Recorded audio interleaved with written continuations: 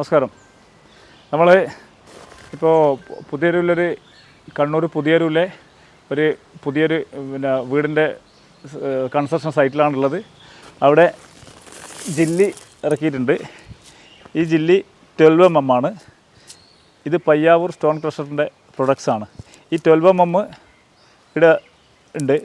അതേപോലെ എംസാൻഡും അവിടെയുണ്ട്. ഇതും വാഷ് ചെയ്ത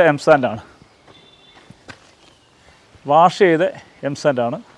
ഇതിൽ ഡസ്റ്റ് ഉണ്ടാവില്ല. വാഷ് ചെയ്ത് ഒരു യൂണിഫോമായിട്ടുള്ള തരികൾ മാത്രമാണ് ഇതിലുള്ളത്.